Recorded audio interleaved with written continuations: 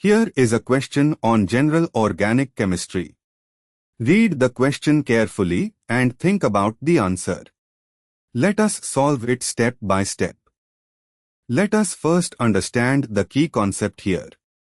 Vinylic hydrogens are H atoms directly attached to sp2 carbons of AC is equal to C double bond. Allylic hydrogens are H atoms on sp3 carbons adjacent, next, to AC is equal to C double bond. The structure shown is 1,3-cyclohexadiene, double bonds at C1, C2 and C3, C4 of the 6-membered ring. The molecular formula of 1,3-cyclohexadiene is C6H8. Identifying the carbons.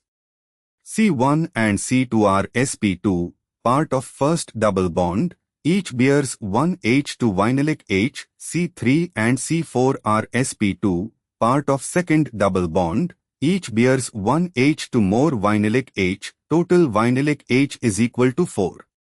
Identifying allylic carbons, sp3 carbons adjacent to a double bond. C5 is sp3, adjacent to C4, double bond C3 is equal to C4, bears to H to allylic H. C6 is sp3, adjacent to C1, double bond C1 is equal to C2, bears to H to more allylic H. But C5 and C6 are also adjacent to each other, each is allylic with respect to one double bond. Total allylic H is equal to 2 plus 2 equals 4. Note, in 1,3-cyclohexadiene, C5 and C6 are the only two sp3 carbons. Each has 2 H atoms. So allylic H is equal to 4. Why other options fail?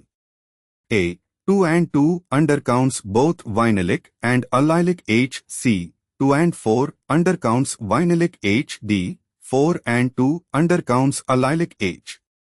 Therefore, the correct answer is B.